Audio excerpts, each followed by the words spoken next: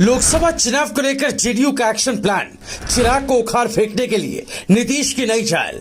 Plan 13 से होगा JDU का खेला शुरू। एक्टिव हो चुका है प्लान 13, विरोधी होंगे धराशायी। चिराग को कमजोर करने के लिए नीतीश ने की फुल प्रूफ प्लानिंग। क्या है आखिर नीतीश का प्लान 13? जैसे जैसे लोकसभा चुनाव नजदीक आ रहा है, वैसे वैसे पार्टियां अपनी रणनीति बनाने में जुट गई हैं और नई नई रणनीति बनाकर उस पर काम भी कर रही हैं। ऐसे में बिहार के मुखिया सीएम नीतीश कुमार कहां पीछे रहने वाले थे, तो नीतीश कुमार ने भी अपनी प्लानिंग सेट कर ली है और इस बार ऐसा प्लान बनाया है जिससे उनके विरोधी धराशायी हो सकते हैं। विरोधी की बात चल ही रही है तो बिहार में नीतीश का अभी के समय में सबसे बड़ा अगर कोई विरोधी है तो वो है चिराग पासवान। नीतीश कुमार भी जानते हैं कि चिराग पासवान का कद लगातार बढ़ा है और आने वाले समय में वो उनके लिए खतरा बन सकते हैं। इसलिए सीएम नीतीश कुमार ने अपने नए प्लान को एक्टिव कर दिया है। ऐसा प्लान जो चिराग पासवान को कमजोर कर देगा, या फिर यूं कहें कि चिराग पासवान नीतीश की चाल से डगमगा जाएंगे। क्या है सीएम नीतीश कुमार का प्लान 13? आगे की रिपोर्ट में हम आपको बताने जा रहे हैं।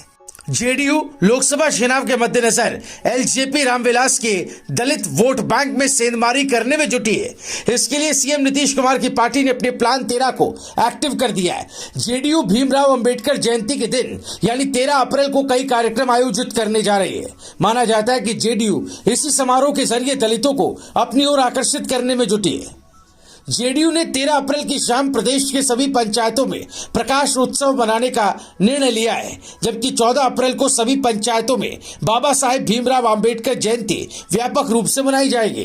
पार्टी द्वारा बाबा साहेब के संदेश पत्र और स्टिकर को हर एक अनुसूचित जाति मोहल्ला तक लगाने का अभियान चलाने का भी निर्णय लिया गया है। जेडीयू का कहना है कि बाबा साहेब के विचारों को जनमानस तक पहुंचाने के लिए भीम संवाद का आयोजन करने का भी निर्णय लिया गया है। कहा जाता है कि जेडीयू इन कार्यक्रमों के जरिए दलित वर्ग से सीधे जुड़ना चाह रही है। बिहार की राजनीति को समझने वालों की माने तो नीतीश की पार्टी इस रणनीति के जरिए न केवल चिराग पासवान की पार्टी को कमजोर करने में जुटी है, जबकि अपने वोट बैंक में भी इजाफा करेगी।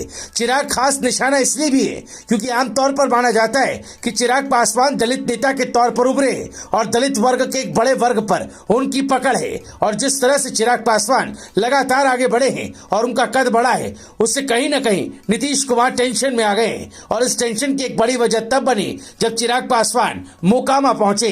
बाबा चौहरमल की जयंती के मौके पर चिराग पासवान मोकामा पहुंचे थे, लेकिन चिराग की एक झलक पाने के लिए और चिराग को देखने के लिए, चिराग से मिलने के लिए लोगों का जन सैलाब उमड़ पड़ा।